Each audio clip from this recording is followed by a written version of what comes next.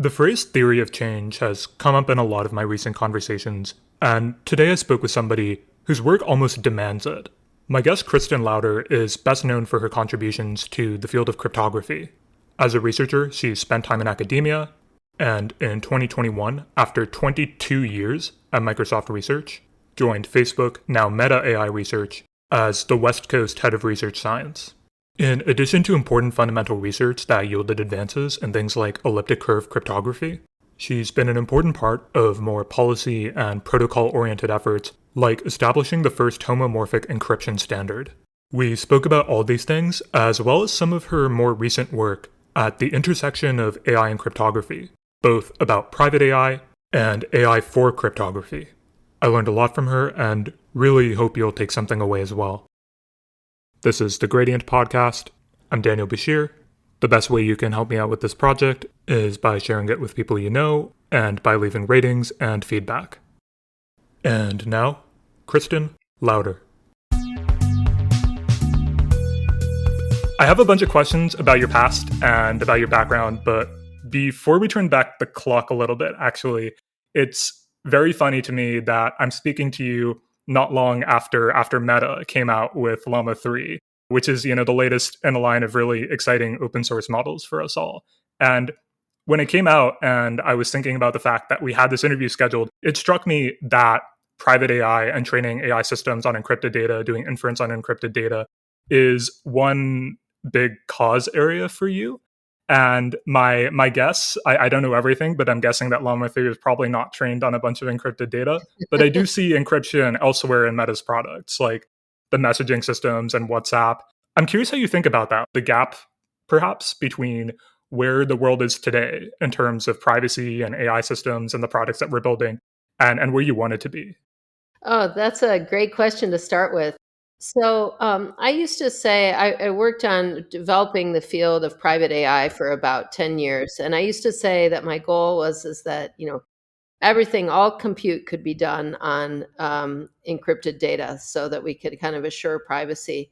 But there's a lot of trade-offs there because when we aggregate data, there can be a lot of common good. So the typical use case that I was often confronted with was I went to a lot of like genomic and health privacy conferences and workshops, and where we can aggregate data, especially, for example, in the rare disease community, where there's not enough patients at, let's say, a single clinic to study a particular disease. And so methods for aggregating data or just for sharing it openly there's so many benefits, the common good that you can achieve. And you can think of that more broadly in terms of like open science, open source foundation models that we're sharing as part of our, philosophy at Meta, is that these can be used for, the basic underlying infrastructure for so much of, small businesses and various industries worldwide. We can train models that others can't afford to. And the data that's collected and used as part of these efforts can be thought of as going towards the common good. Now, that's assuming that in most cases you're using these models for for good. But certainly I'm very interested in the application of AI in like AI for health and AI for climate. And I think there's a lot of good to be had. So I have to say that I've moved a little bit away from the perspective that everything, should be encrypted and that like privacy or control over one's own data is the ultimate good. I really appreciate a lot more the trade-offs today of the benefits of sharing information to develop models that can provide benefits to humanity rather than just locking down all data so that it's remains private and personal. I want to spend a little bit longer on your conception of this trade-off that you're talking about, where on the one hand, when it comes to a social media platform or something like Google or an AI system that is being trained on lots and lots of data, for an individual person, there is this, we're giving a little bit of data, and maybe a small chunk of data for us has some incremental value. Maybe it's not that much. Maybe we generate a lot of data, and that does, in aggregate, become valuable to us. But then when you take so many people's data and put that in aggregate to develop a powerful AI system, to develop something like Google, you're then giving people back this thing they can use that could be really, really valuable for them. And so when you're thinking about private AI in particular, I'm curious how you understand and think through that trade-off. So I want to first acknowledge that I've changed my perspective on this over time. Um, and I just want to give like a personal example. I'm not speaking on behalf of my employer or in my professional capacity, but um, so I have found that the social media platforms to be valuable for connecting both with colleagues and friends, and in a way that I think I didn't appreciate, earlier in my life and my career, and also I think due to the pandemic, I think we all went through a little bit of a transformation. It certainly had an effect on me, and so once you've decided to engage in a basically public internet-based forum, you're already giving so much information about yourself away, including, like this podcast, like your image, your voice, your everything. And when I started using those types of services, I could see the value of actually getting targeted advertising. So now I go to all kinds of like concerts and art exhibits that I wouldn't even know about if they hadn't been popping up in my Facebook feed, like telling me about them. And I just realized that it's so much more valuable to get targeted ads than it is to get, random ads that I just don't care about. And so that was just a really funny realization for me to have, personally. And I think there's a lot of, analogs to that. So, rising tide floats all boats. So when we're pooling our data and the services are getting better and they're more useful and more helpful, everyone's benefiting. So I definitely see the trade-off a little bit differently now than I did in the past. But that being said, I still feel like there's really kind of sacred portions of our data that just should not be touched. They should not be accessible. And genomic data is like at the top of my list. So genomic data, medical data, any type of health data, and financial data, those are the things that people would probably most obviously agree like should not be shared. And so, my perspective on that has really not changed. And in general, I don't think that is the type of data that's being kind of gobbled up and trained on at a large scale anyway. So maybe we should leave that aside. Sure. I'm wondering if you have any reflections on perhaps how and why your perspective on this trade-off with respect to other data, so not the health or financial data, why that changed over time. It sounds like maybe at some point in the past, from what you're telling me now, you were closer to an absolutist position on this. I don't want to put words in your mouth or anything, but I think I'm trying to ask how that view shifted for you over time and why you think that happened. Yeah, and I think this probably has almost nothing to do with my professional, context or life. So I'm really, really just speaking off the cuff and my personal frame of mind here. But that, I was I'm a slow adopter for technology because I'm a mathematician. I still like writing things down on a piece of paper with a pen. That's how I think best. So yeah. So when I first saw Twitter coming out, even when I first saw cell phones coming out, I was like, why would anyone want to use those? So when I saw Twitter, I was like, what on earth is anyone going to use this for? And then, Facebook, all the other social media platforms, I was just slow to realize the benefits. And then if you look back and you see how the world has been transformed and how it's almost like a complete graph now, like any person in the world can be connected to anyone else, whereas it used to be this tree with nodes, which were like the media broadcasters and things like that. So it's really transformed the world. And so I think it's natural that, having recognized this transformation of the world that we live in, that my perspective on privacy and how much of our data should be locked down has also changed. I want to maybe now jump back in time a little bit and talk about some of your academic work. I'm very curious how your interests as a mathematician evolved over time? Because when I look at the past couple of years of workshops you've given, talks you've given, things you've published, there's this inbuilt theory of change. That's a word that's been coming up a lot for me recently in your work, because there's this implication that we are trying to develop more private systems and we would like people to adopt this set of standards for things when it comes to encryption, for instance. And if I rewind back to some of what you were publishing in the early 2000s, for instance, you were on the one hand thinking about algebraic curves, about elliptic curves, and there's a lot of pure math work in there. But then on the other hand, you also published a couple of things that were already looking into how elliptic curve cryptography, for instance, had a lot of advantages. And so I'm wondering if at the beginning, as you were getting into all of this, were the cryptographic applications already something you had in mind, or how did that kind of come about for you? Oh, thanks for asking. It's nice to reflect on long, long ago. But I would say that, when I was both an undergraduate and a graduate student, I was just very strongly motivated and inspired by algebra and subfields like number theory and algebraic geometry.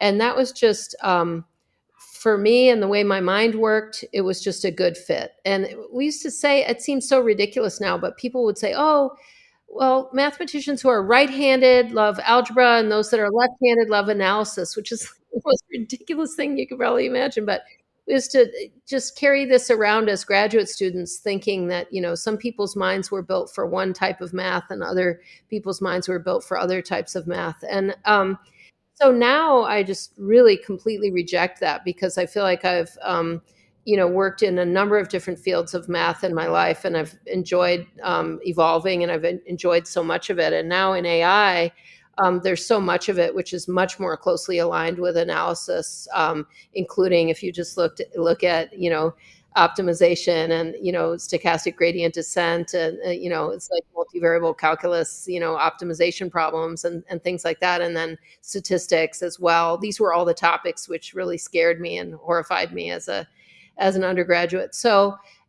there's been that level of transformation just on the mathematical side, just starting from a strength where I had the most obvious like synergy with the theory and the concepts, and then building out from there and crossing into many different areas of math. But I think that what happened, probably what's your listeners may be more interested in, is more on the practical side. So I think it's a mistake to just think of mathematics as just this abstract, quantity or beast. We all learn and teach and use and develop mathematics in the context of a community of people, and that's where like bias creeps in as well, and where, not everyone has equal access to this community and these resources and all of those things. It can't be denied that the people and the people aspects are a really important part. And so for me, in graduate school, it's just very overwhelming to be at one of the top places for algebraic geometry. It was like a mecca for algebraic geometry. People would say, oh, you're a PhD student in algebraic geometry. I know who your advisor is. And I was like, I bet you don't. It's like top 10 advisors in algebraic geometry are all in our department, it's exaggeration. But so I went from that kind of overwhelming environment to, there was actually a colloquium talk given by Neil Sloan, who was like at AT&T at the time. And that really inspired me. And so when I went to the University of Michigan as an assistant professor, I developed a course on coding theory, which was the applications of some of my work in algebraic geometry. And I started to fold cryptography into that. And it was really the interaction with the people that inspired me to go more in that direction, because my students, the undergraduates, were so much more excited when I was teaching them cryptography than if I was just teaching them the normal number theory stuff. And the number theory is like, oh, why do I have to learn this? And the cryptography is like, oh, tell me more. And then the engineering school started, I had developed this course, and it's actually still taught at University of Michigan today, more than 25 years later. And the engineering school, the professors were sending their graduate students over to take my course to learn about the mathematical side of error correcting codes. And error correcting codes was kind of exploding at that time with the birth of the Qualcomm and the CDMA technology and everything. And so I just got really excited by all the things that these graduate students knew. And I started to look into opportunities. And I was actually recruited. I was offered this kind of joint postdoctoral fellowship at Microsoft Research and MSRI because of the fact that I had developed this course and I had an online syllabus that included, algebraic curves and applications to cryptography. So it really wasn't until I went to Microsoft that I started fully working in cryptography and, crossing over to the computer science side of things. So sorry, I hope that's not too long of an answer. Not at all. That was a really interesting story, and I want to get into some more detail about the cryptography stuff in a second. But you just said a bunch of super interesting things about different areas of mathematics and fit. And I wanted to spend a moment pestering you a little bit more about that because I don't know. I think I had that similar experience in college where I heard actually, I think our version of it, because I was a CS math major and we had to take abstract algebra and analysis 1 at the very least. And the general rule was you were going to have a horrible time whichever one of those you took first. And the second one would probably go a little bit better. And for my part, I think I took abstract algebra first and then analysis. So that rule actually kind of held true for me too. When you were talking about that good fit, I know this can be a kind of hard thing to articulate, but I'm wondering if you have any thoughts on why that is, why you feel like the concepts worked better for you or worked well.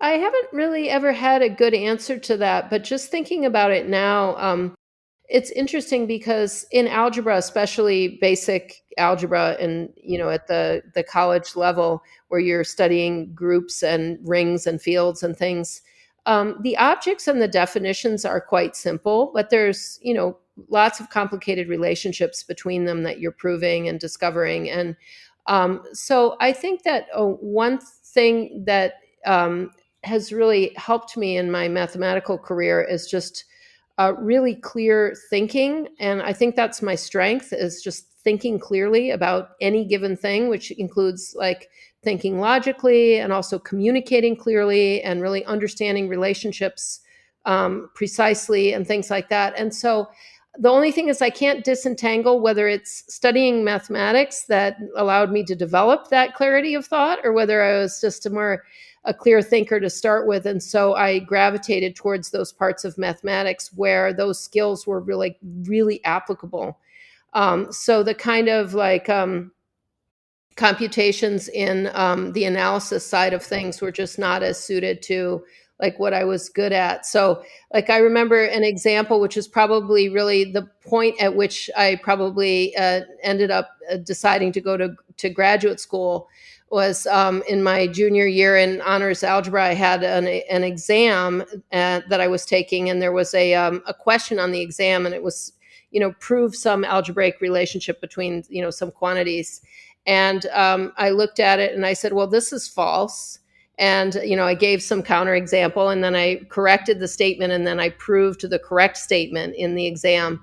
And so, and then my advisor came to me and after that and said, have you thought about going to graduate school? So, I mean, that was the kind of thing, it was like just an early sign of like the kind of thing that I was really good at. I think this might be a good place then to move forward a little bit and talk about some of the work on cryptography. And so we made passes at a couple of different things that come up in cryptography. So you mentioned number theory, and I think many people will be familiar with things like RSA, where you have this hard problem of factoring a product of, say, two fairly large primes. And then with elliptic curve cryptography, you've got another hard problem, which I think is the elliptic curve discrete logarithm, if my mind is serving me correctly. I'm wondering if you could maybe talk a little bit over some of the work you were doing earlier on in this. We were just talking about some of the papers that you published in the early 2000s. I'm wondering how you and other people were thinking about these applications and kind of the hard mathematical problems and that interaction. So one thing that's kind of interesting is that when you make the transition from being like a mathematician, just kind of a classically trained mathematician, to being what you might call a computer scientist, or in my case, like an algorithmic number theorist. When you cross into the realm of algorithms, um, you have to kind of recalibrate, how you think about everything. And in number theory, you often be satisfied with like an existence proof, like, oh, there exists a solution to this. You don't care like how big it is, how do you find it, how much time do you take to find it, can you make a better way of finding it? Like, none of those things are even on the table. So I had to make quite a transition at that level, mathematically, when I went into cryptography, because you're dealing with these questions about, like, you were asking the hardness of the elliptic curve discrete logarithm problem.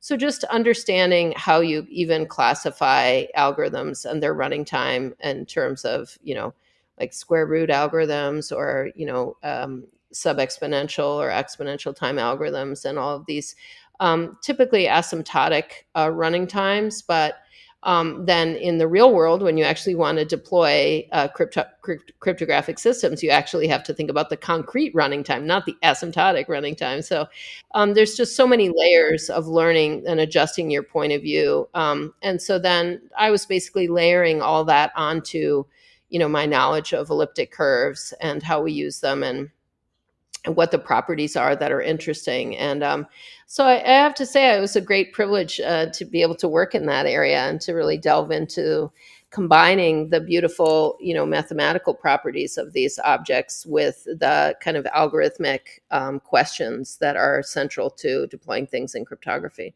Yeah, I think that maybe relates to something you said earlier about the fact of doing mathematics being embedded among people.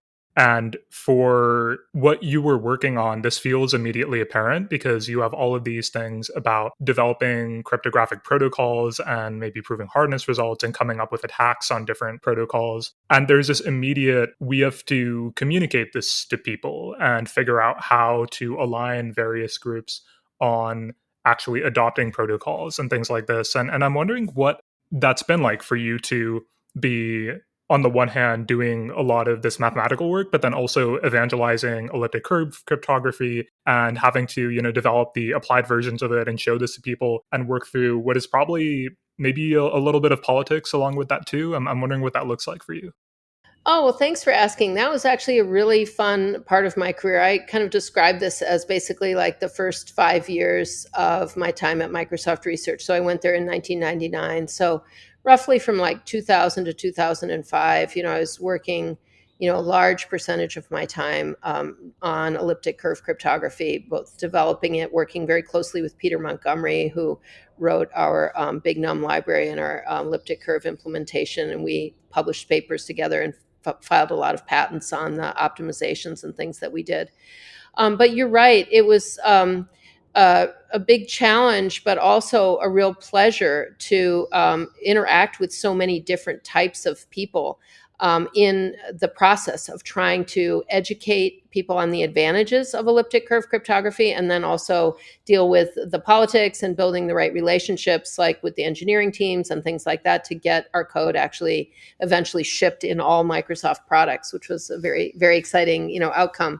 Ended up like influencing the industry, and elliptic curve cryptography is still deployed across the industry today to protect, our internet connections, our communications, our, authenticity of our identity and things like that.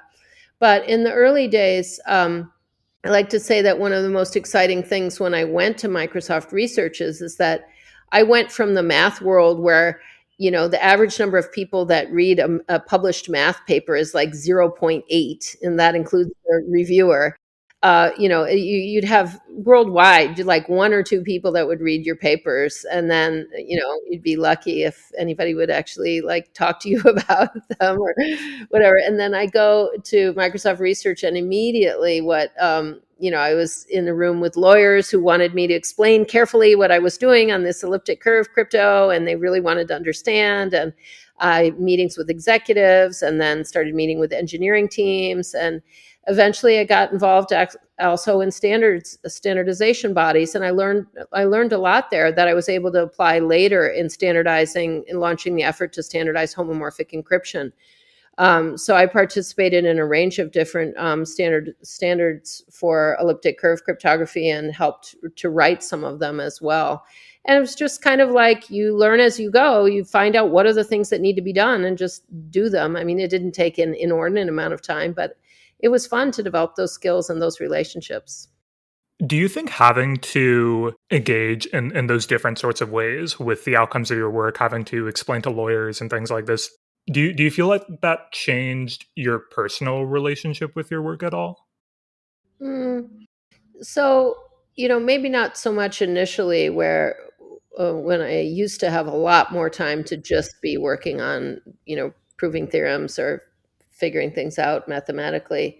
But I do think over time, those are the skills, and the communication skills and things that allow you to be able to both have an impact and then also progress your career, and so progress into leadership and stuff. And so because I felt like there was so much to be done in terms of both the work and realizing the impact of the work, and that I was able to lead that type of work, both having the communication and the organizational skills, and also because I felt like there's so much to be done in the industry in terms of the gender imbalance and needing more, women in leadership positions and female voices and perspectives. And so I ended up, just over time, little by little, deciding to take a percentage of my professional energy and just devote them to these kinds of practical applications. And it's a bit of a shame because I wish I had just had more time to do math.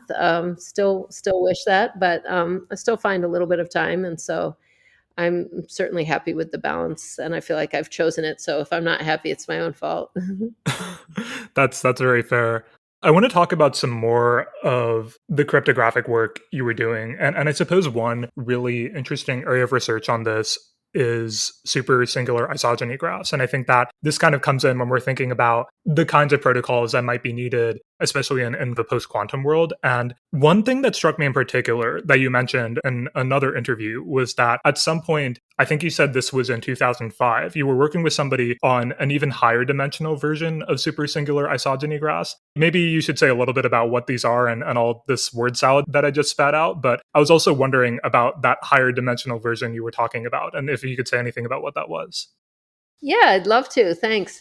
So just as the most basic, easiest to explain version of this work, you should just think of like a very, very large graph. So someone that's not a mathematician could also just think of this. So a graph here just means a bunch of vertices or nodes, and then connections are the edges. So that's what a graph is in this context. So just think of a ginormous, cryptographic size graph. And the question that we proposed as a foundation for cryptographic systems is, given two random points in this graph, can you find a path between them? And how much time would it take you to do that? And so there's what we call square root algorithms that take like the square root of the number of nodes of the graph, but you make the graph large enough so that you could never actually achieve the goal, with the square root algorithm. And then the question was if there's any better, algorithm that could be developed. So we gave a couple of examples of graphs that you would want to use. Nice expander graphs. They have good expansion properties. So again, for the non-mathematician, an expander graph is a graph which mixes quickly, meaning you start at a certain point and you very quickly, with only a few steps walking around the graph, get to essentially uniformly distributed output, endpoint of your walk. So the examples that we chose, so one of them, and that's what became the foundation for isogeny-based cryptography today, that was what we call supersingular isogeny graphs. So these are graphs that were known to be Ramanujan graphs, which are like optimal expander graphs. And they were studied from the number theoretic point of view from a bunch of different points of view. They're very, very interesting graphs mathematically. Some people call them the Hecke graph. Some people call them a Mestre graph. So the nodes or the vertices are supersingular elliptic curves. and isomorphism classes of them actually, and then the edges, the connections between two curves are isogenies. Isogeny is really a birational map. So if you think of a curve as being defined by an equation, an x and y, it's just a map that sends like x comma y to some other point on the new curve. So that's what the edges are. They're isogenies. And so we just found that this was an optimal expander graph where there was no known what we call routing algorithm. So the hard problem is routing, like given two nodes, how can you find a route? And there was no known routing algorithm. And even today, there is still no known routing algorithm without extra like information and hints and things. So just to get to your question about the higher dimensions, what we were actually working on with Yal Goren from McGill University was he was a visiting researcher at Microsoft one summer working closely with me and also with my postdoc, Dennis Charles. We were looking at super special abelian surfaces, so just dimension 2 analogs of supersingular elliptic curves. And so those were relatively unstudied at that time. And so we were just even developing things like how do you actually compute, isogenies between these things? And how do we develop like invariance or, a basic, like you can have, anyway, sorry, I won't go into details, but there are a lot of interesting questions there that we were concerned with.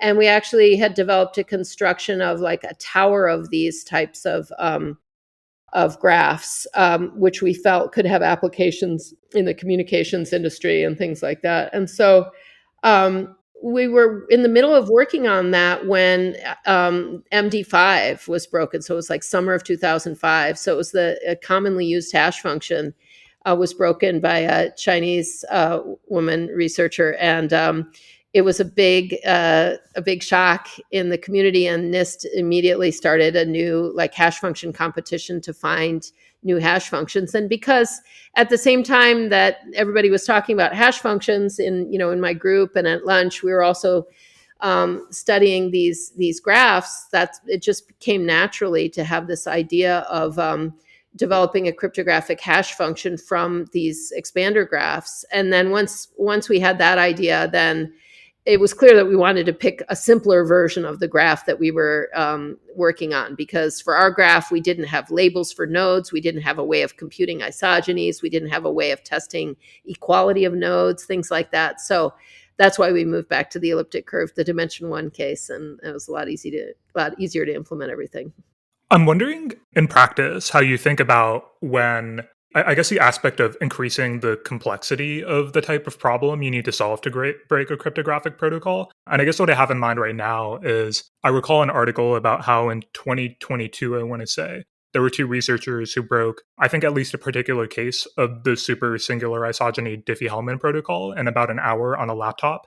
I think that the attack they found was easy to implement if one of the parties used a particular isogeny, and there were some other kind of properties of the protocol for this. And I would imagine that there's lots of parameters for these sorts of things that one could choose. And I think that in some of the lectures you've given on this and that other researchers have talked about, the notion of cryptographic size and kind of the parameters you choose for things plays kind of an important part in hardness. So yeah, I'm wondering what it's like when you're thinking about that aspect versus, okay, we actually just need to find another harder problem to use in a protocol.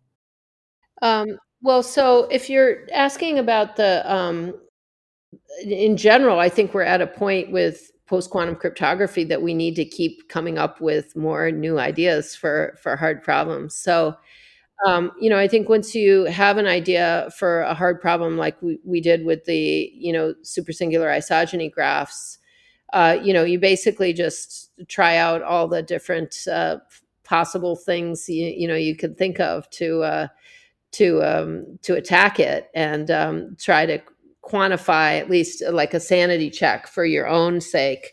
What are the most probable avenues for attack? And then another standard thing that you do is to try to relate it to other known hard problems. So to see if you can, prove any kind of a reduction.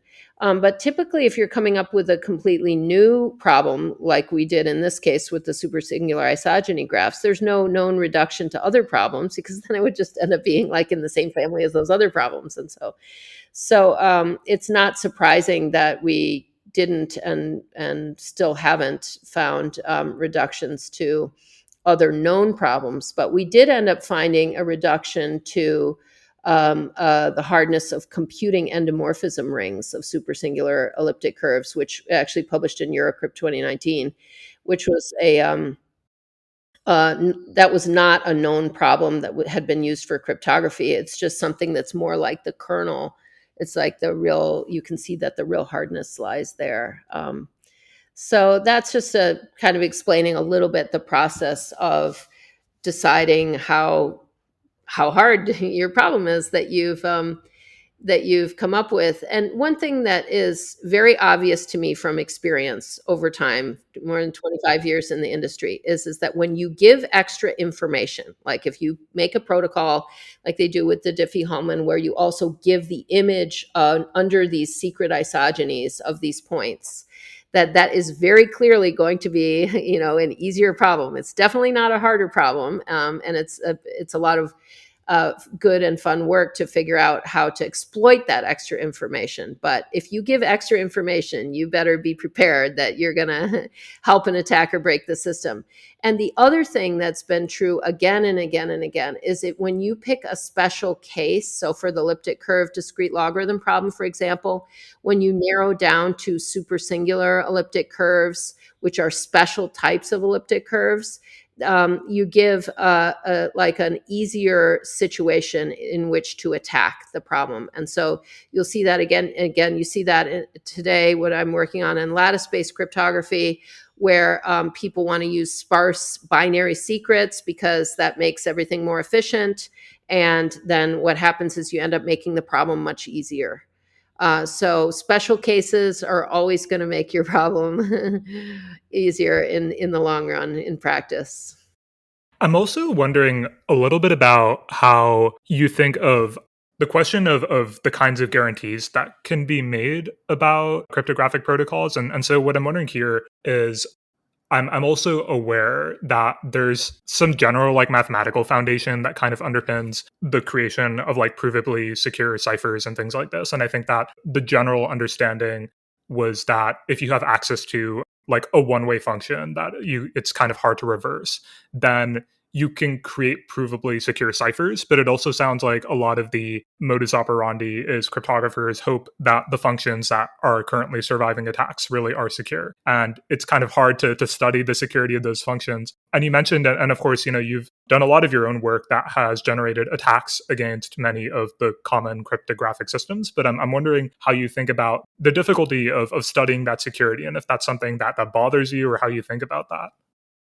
Oh, that's a great question. It definitely doesn't bother me, and I definitely see it from multiple perspectives. But I think this is a good point to highlight that there's a real division in the scientific community between generally computer science scientists, computer science trained cryptographers, and mathematicians, mathematical cryptographers. And that is that in the computer science community, you have a lot of people that work on the real field of provable security. So, Mihir Bellare at UCSD is one of the kind of founders of these concepts of, provable reductions from one problem to another and that kind of thing. And there's a lot of room for that type of work. And I think it's very important in understanding the zoo of problems and the zoo of protocols, like which one's harder than which other one. And if you can break this one, then you can break that one, that kind of thing.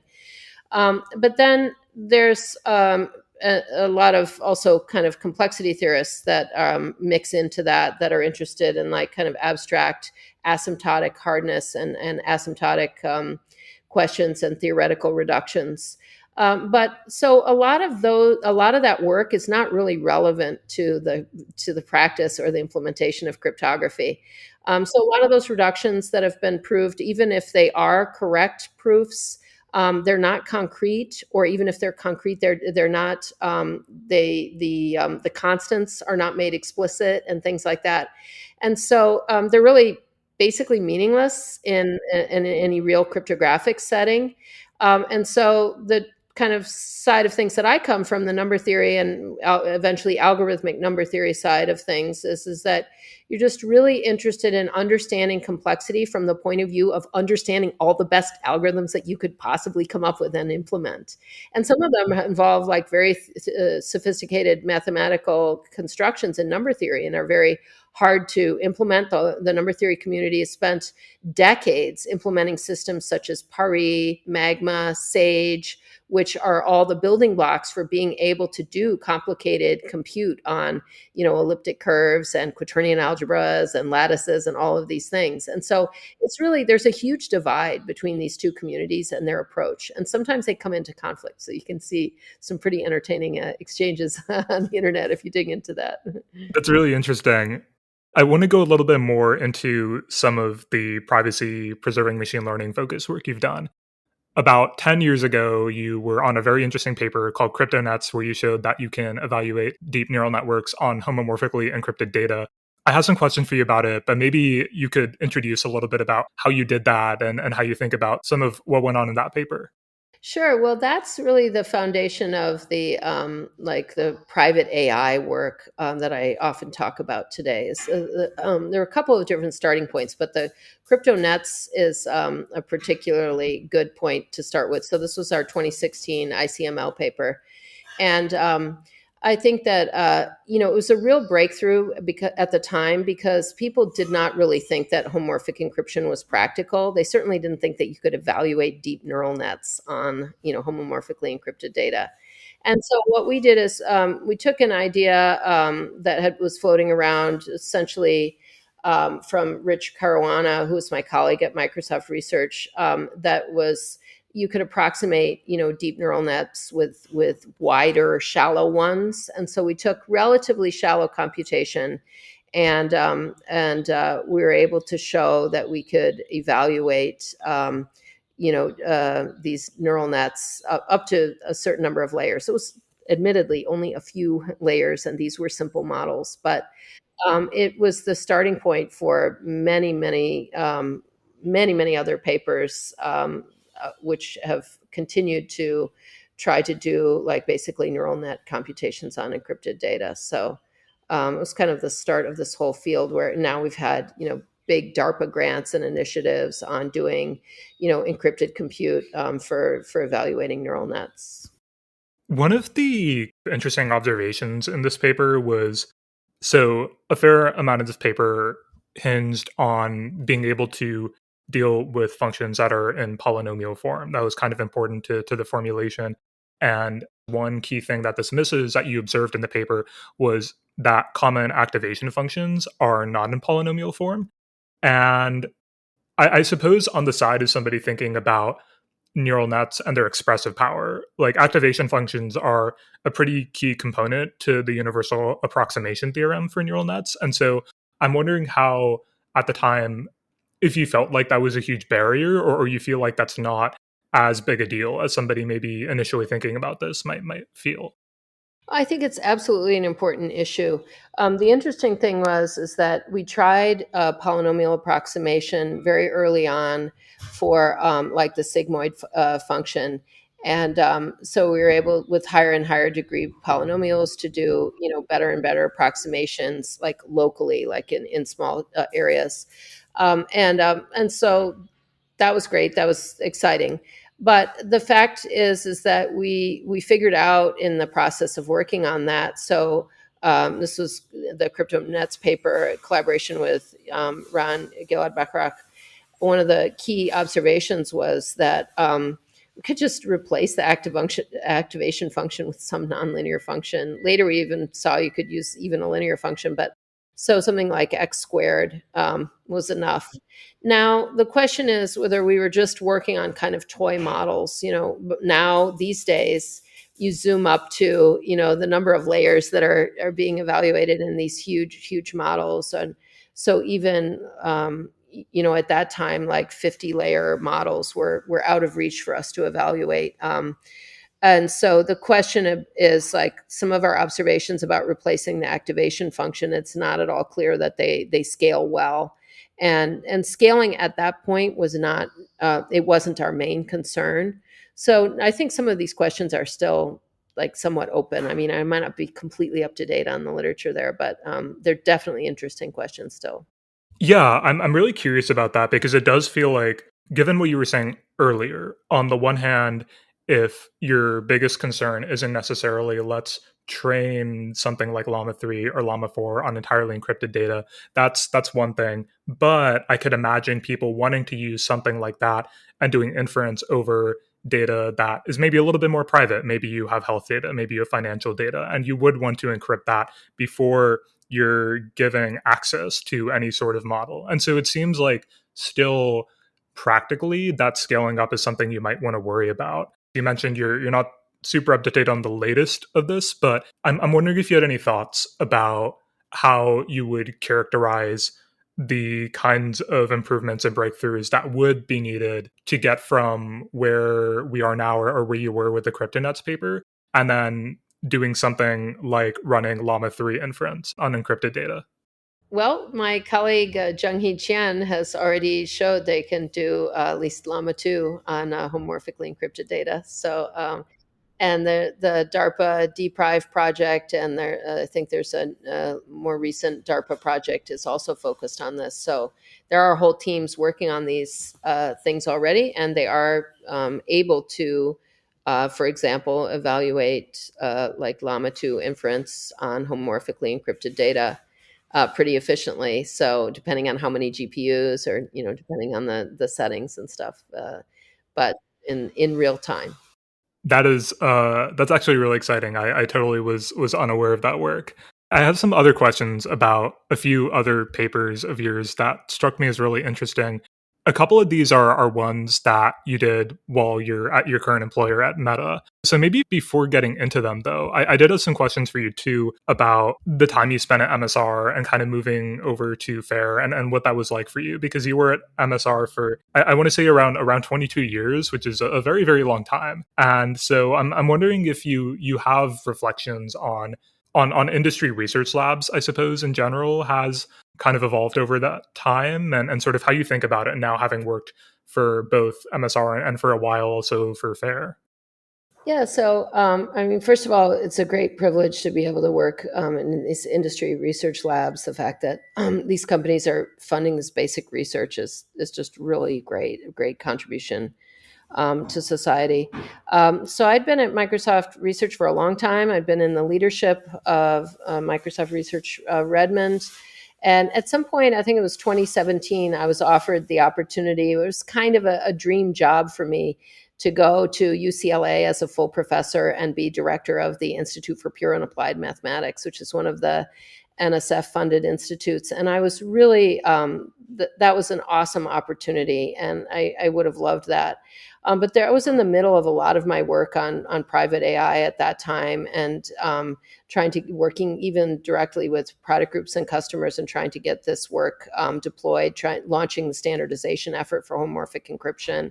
And so there were just a lot of reasons why I just decided to stay in the industry at that time and to stay at Microsoft Research. And one of them was, I just said consciously to myself, I could see that AI was just taking off. It was becoming such a big field. And I said, I want to be part of the future of AI. And so I knew that staying in the industry was the right thing to do. And so what has zoomed forward a little bit. So it was 2021 when I left Microsoft Research, and that was just kind of an opportunity I couldn't pass up. So FAIR is, fundamental AI research at Meta. It stood for Facebook AI research when I went there, but they offered me this leadership role to come and run now all of North American labs for FAIR.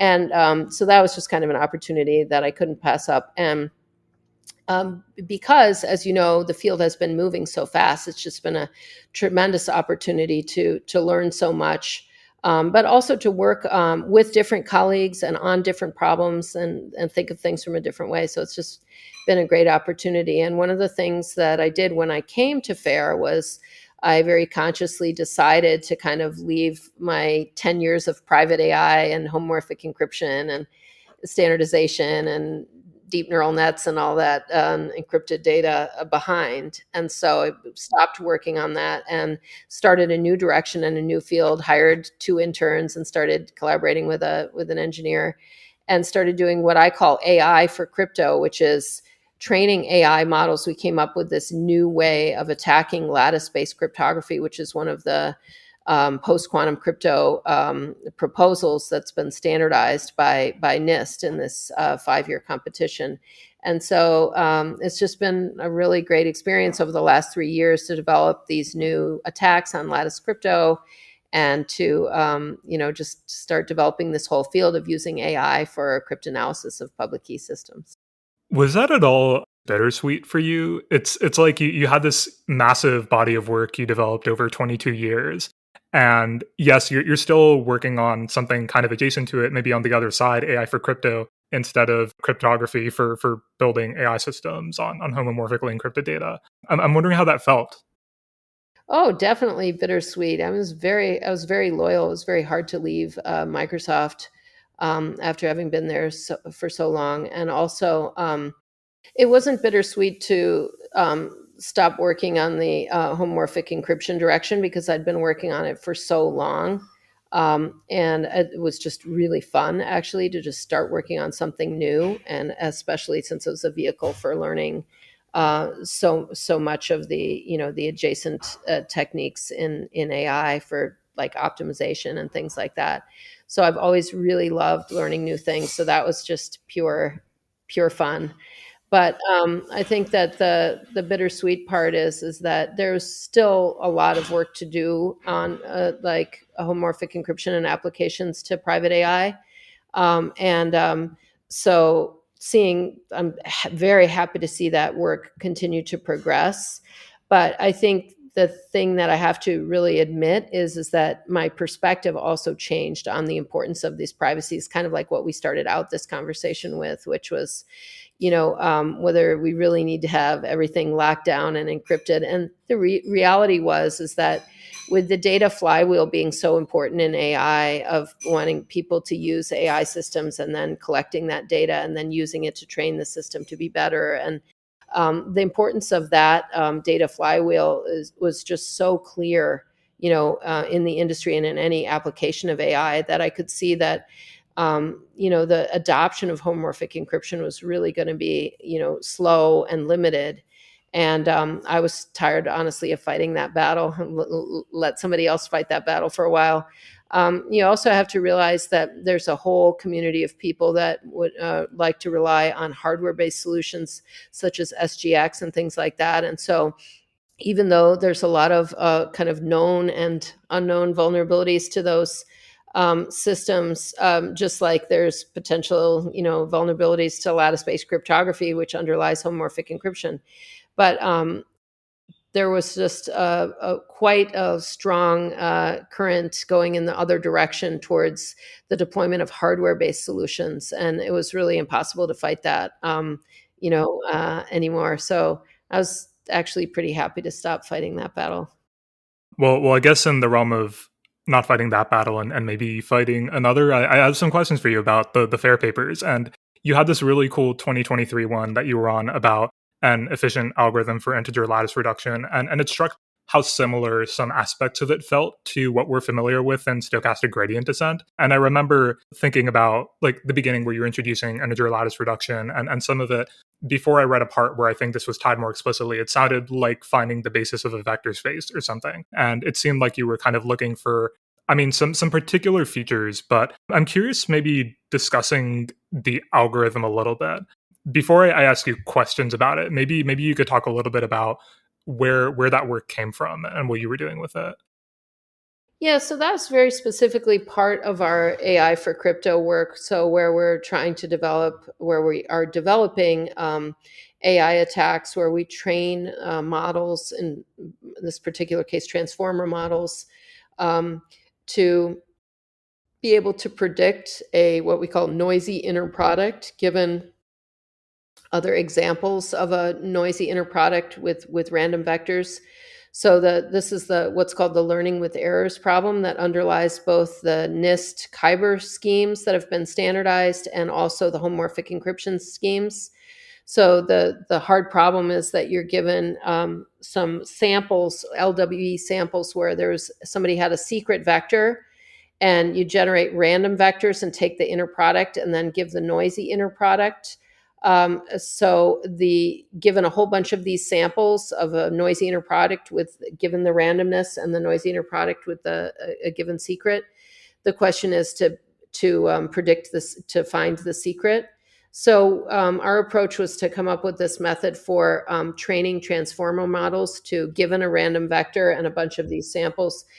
It'll just predict the noisy random inner product with the secret. And then we use this oracle and we develop these cryptographic distinguishers, and we can recover the secret. So we were able to do actual secret recovery in much larger dimension than has ever been done for LWE problems and things like that.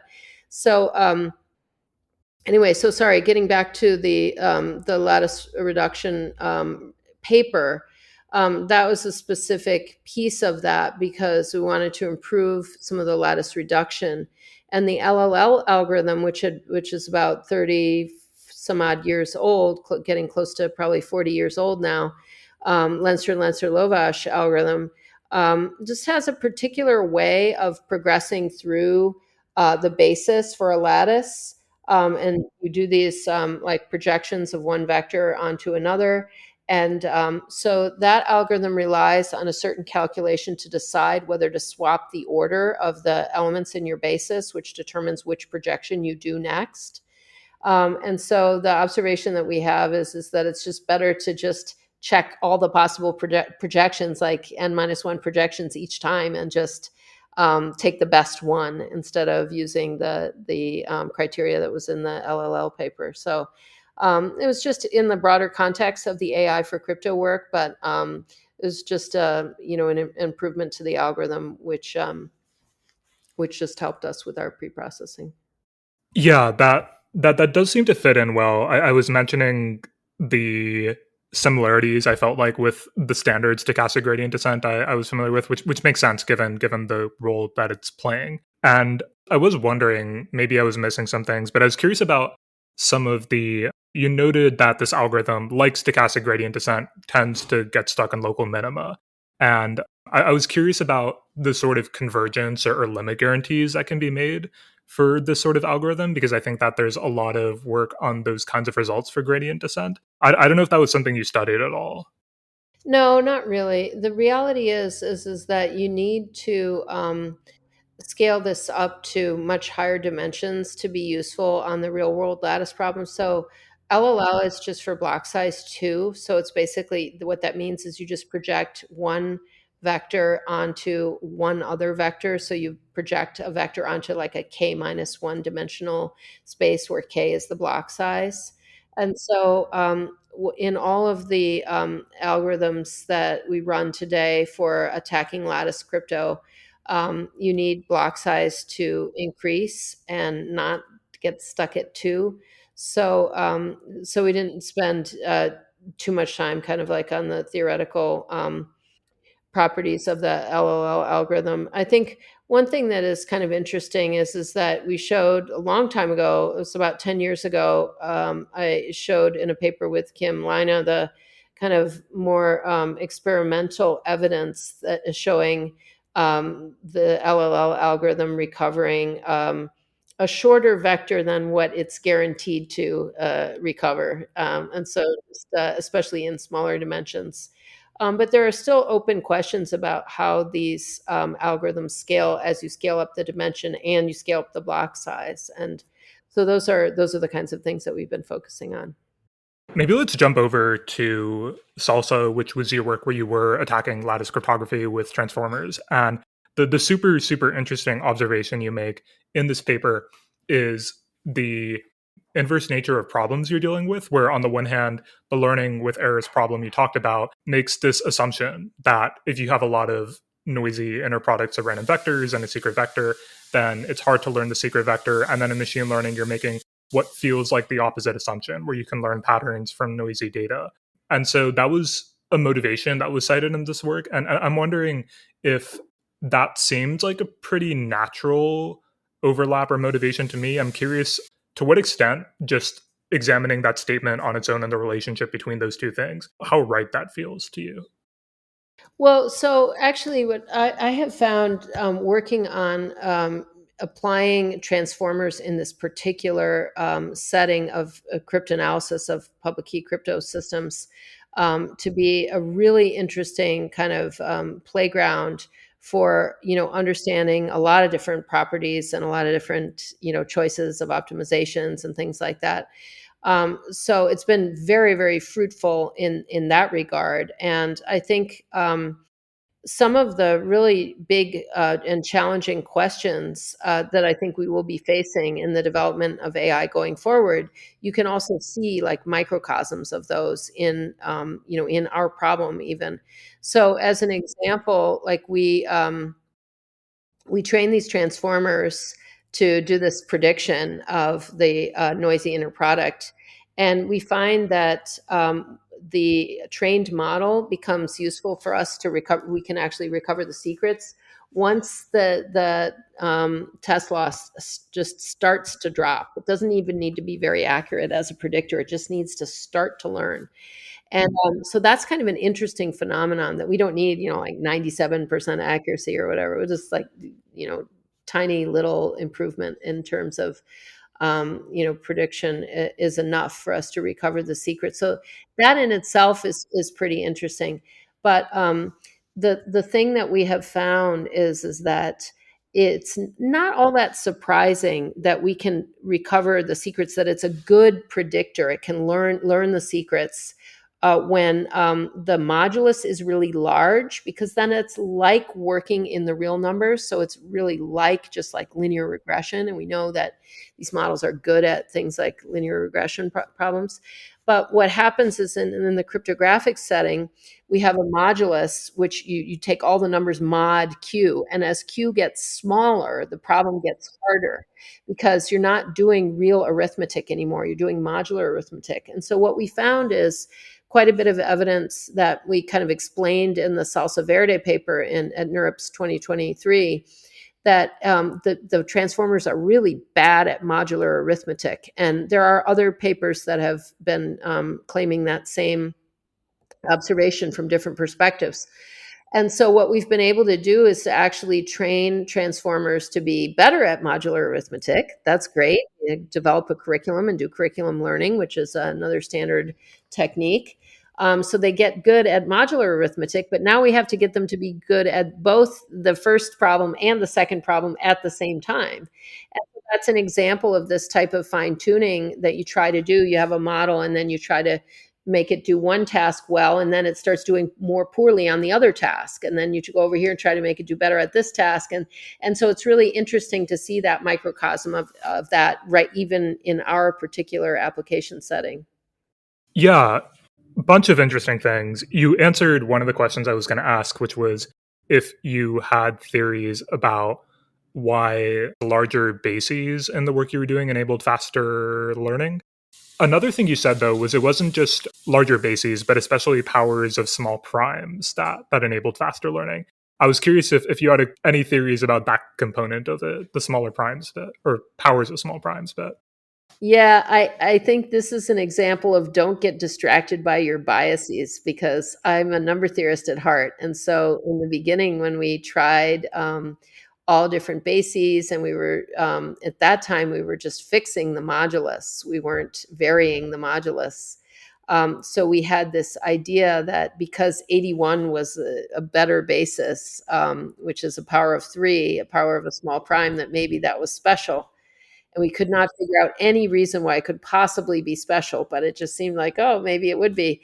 And then we later realized that no, it had more to do with the relationship between the size of the basis and the size of the modulus, because representing numbers mod q with a base b, if you made it so that it was biased in the most significant bit, that there was only a few possible most significant bits, it was easier for the transformer to learn those bits. And so it had everything to do with the size of the base, and not pretty much nothing to do, as far as we know, with the fact that the base was a power of a prime. So that was kind of a funny, like a humbling realization.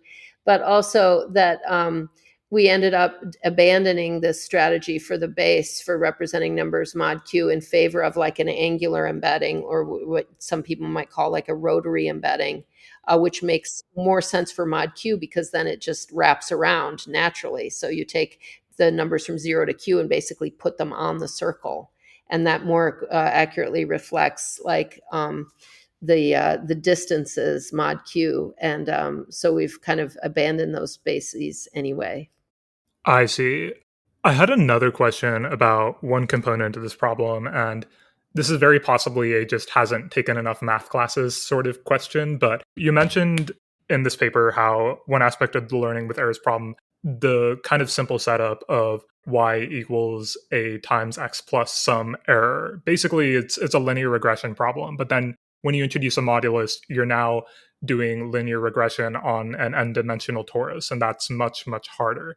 You talked about why this is actually kind of a hard thing, where for like finite moduli, gradients are informative basically unless the model's prediction lies on the opposite side of the torus from the true solution, basically. And so when you're doing like projections of gradients and stuff, this gets kind of hard.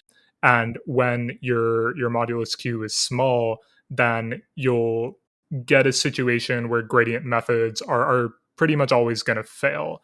And I was wondering, just geometrically, it seems like if the model's prediction is on the opposite side of the torus from the true solution, then either direction on the torus is going to get you going in the right direction. And I'm wondering if you can just have a method that does either of those things, or if I'm saying something that makes absolutely no sense here, and this is actually just kind of impossible to do.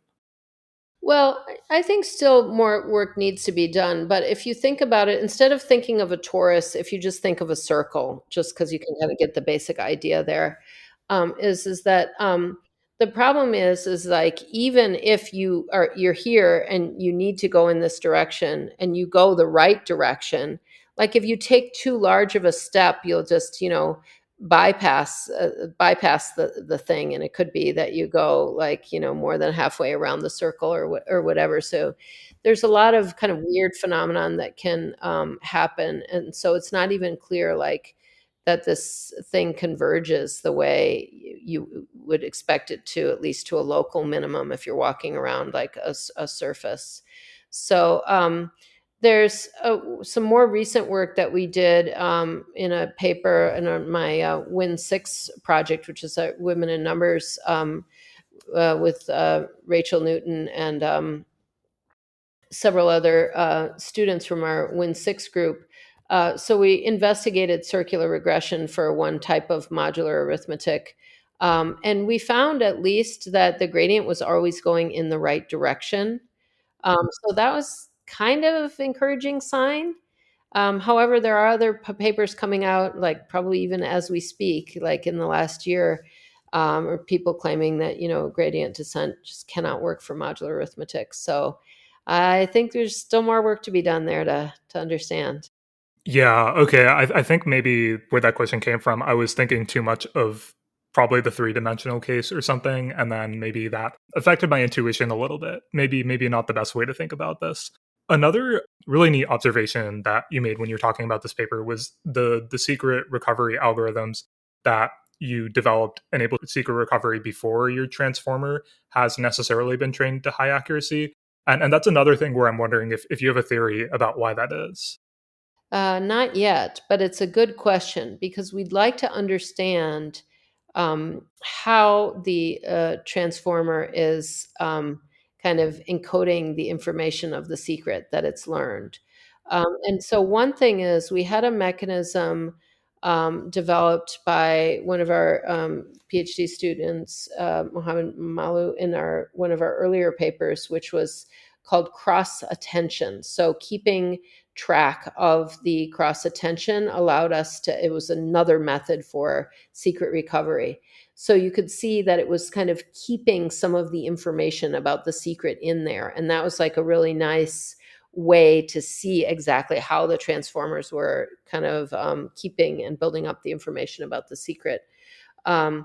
but we've since moved to an encoder-only model, and we're not even using that method anymore. So, still, again, a lot of work to be done to understand how the transformer is actually encoding the information about the secret. So, wish I could answer that question, but not yet. Does that, I guess when you hear encoding information about the secret, I'm wondering if you feel like there's interpretability work to be done there, or if that looks different. No, absolutely. And again, that's what I was saying earlier about I really like working on this area of what I call AI for crypto, or AI for, attacking public key crypto systems, because it's a microcosm for so many of the issues that we're facing. And so the interpretability work is super important, and we're diving into that to some extent with a current intern project as well. I guess the last thing on this paper was, I guess, the general, obvious kind of future work question. And you spoke about attempting to scale up SALSA to attack higher dimensional lattices with more general secret distributions. I'm wondering if there's anything you can share about work on that scale up, and maybe a little bit about what main sets of AI for crypto things you're focusing on right now. Well, I think there's a couple of things. So one is